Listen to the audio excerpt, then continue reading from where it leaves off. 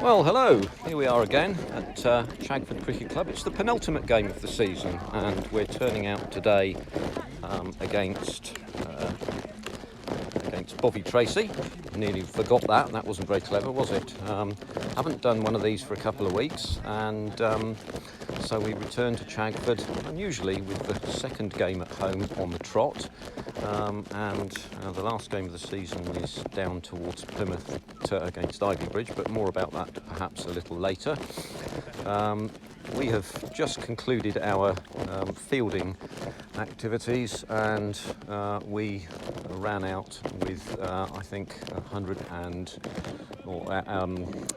the other side Bovey scored 111 or so for their 10 wickets. We got them all out, and now Stuart Leapo and Harry Mount are at the wicket, and Stuart is preparing to take the first delivery here. So we've got a lady bowling here. She comes in and she bowls good length, and Stuart goes properly onto the attack here. There's no real need for us to go and knock the skin off the ball straight away, as you probably might have realised. With 112 or so to get in 45 overs, we can be fairly leisurely about this. But there we are. So we'll keep the camera trained on the activities on the pitch at the moment for a while, as I just relay what's been going on in the last couple of weeks or so. We came here to Chagford last Saturday to play against Cornwall. We were happy to entertain Cornwall, and we came out winners there by 9 wickets. That was 9 wickets because, Stuart played out there behind square on the offside, and there are 2 runs. Cornwall arrived with only 9 players. We got them all out, having elected to bowl first. Got them all out for 111 and took those runs off the board. Stuart and Harry for the loss of no wickets at all. Harry on 53 odd, and Stuart sadly got stranded on 49 not out. And there's a play out into behind square to third man for a single. That brings Harry Mount to the crease. So we ran out winners by 9 wickets there, so 20 points there. It places us right now in 3rd place in the league. So there's an outside chance we may achieve promotion. That would be a bonus this year. We hadn't gone out to do this to begin with, and play and miss there by Harry Mount. But we're concentrated on winning these games, concentrated on playing the best we can, and this is about doing the very simple things well. So, as you can see, I've stopped here at the moment because the bowling is coming down the imaginary hill for the first over, so I wouldn't walk behind the bowler's arm, and I shall just stay still here. And we'll walk around and we'll say what we can. Oh, and that's a catch gone down at first slip there.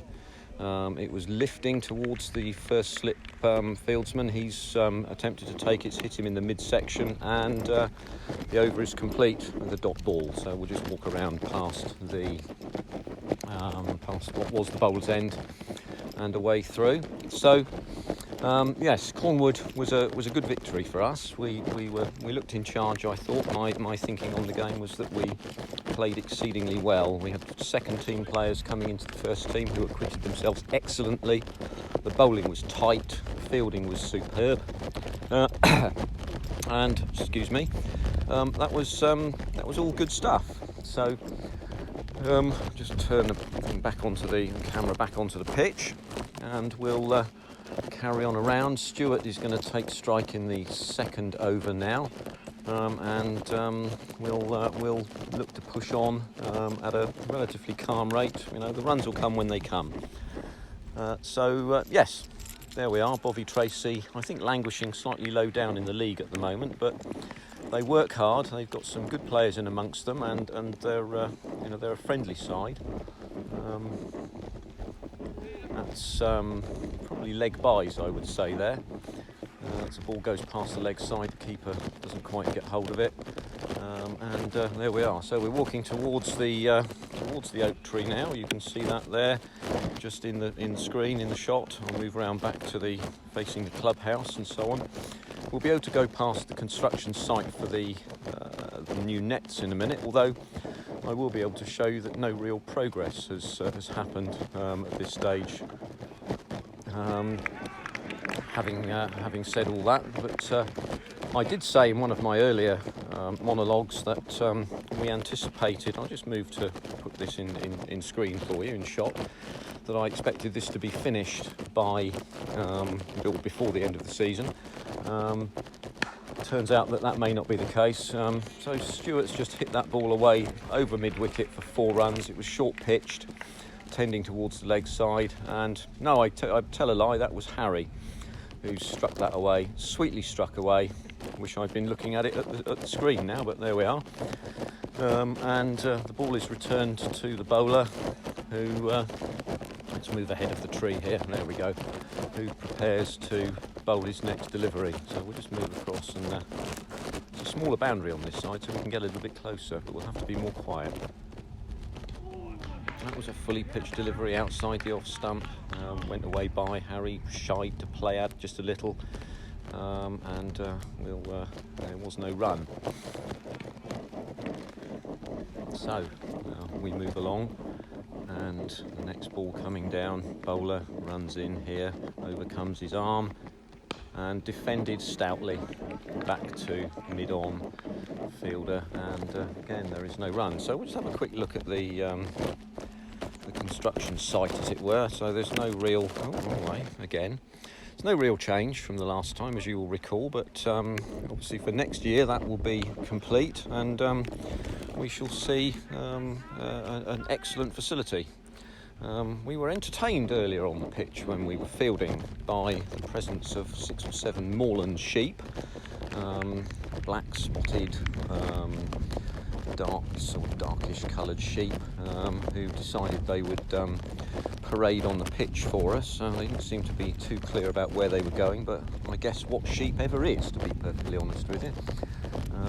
Over is complete in the current over is complete. The wicket-keeper's quickly moved on to his position behind the stumps, and players are moving round now, and we'll have a little look. Oh no, a spot of rain coming. We've been quite lucky with the weather today. It was quite bright earlier on. There were no clouds to speak of, but some new clouds have rolled in. There's a chance we might see a spot of rain, but we'll take it a chance. So first ball just delivered. I'm trying to recall to my mind the name of this bowler, who is quite organised, I would have to say. She comes in, gets through the crease very well. Stewart's accepting strike here, of course, as you can see. So in she comes, begins her run up, and up to the crease, overcomes her arm. And that's been hit away smartly round the corner of mid-wicket, and just creeps over the boundary for 4 runs. There we are. So there's a flat bat shot away, and that's 4 more runs to add, and we move on, I think, by the look of it, to 16. Well, it could be 12. Maybe I've been a bit previous on the scoring over there. So there we go. The next ball will come down fairly shortly. Stewart composes himself. He's just looking for his mark there, and the umpire has given him his mark. He'll scratch his mark just to confirm it. He composes himself and waits just a while. The fieldsmen are ready. He is now ready, and ready to accept strike here. Bowler comes in and bowls, and played out to mid-off, and there is no run. So we had the President's Game 3 weeks or so ago, which was a highly successful affair. It's where the president of Chagford Cricket Club selects a side of players which are then playing against the Chagford first team. There isn't really any sense in looking at who is the victor there, because I think, quite honestly, cricket is the winner in these type of games. They're very friendly, and they were separated by both lunch and tea, so it was a full day of activity on a Sunday, and the weather was very good for it as well, it has to be said. So that was very nice. Another spot of rain or two as Stewart plays out into the cover area. They turn and go for 2 as the player picks up the ball, misses it slightly, picks it up now and throws it in. That's a good flat throw there into the keeper right over the stump, so well done there to him.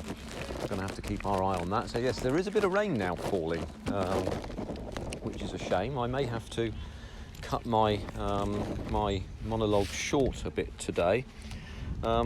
Suffice to say that I want to comment just briefly, if I may, on a stalwart of Chagford Cricket Club these many, many years, who tragically recently passed away as a result of a road accident. Some of you will know Tony Niven, who played at this club in the first team for many, many years, and who will not be seen here again, and it's a great shame. And I'd like to, if you wouldn't mind, just deliver a small tribute, if I can, to a marvellous fellow, and perhaps some of you may be familiar with this. There's a breathless hush in the close tonight, 10 to make and the match to win. A bumping pitch and a blinding light, an hour to play and the last man in. And it's not for the sake of a ribboned coat or the selfish hope of a season's fame, but his captain's hand upon his shoulder smote. Play up, and play the game. We'll miss you, Tony.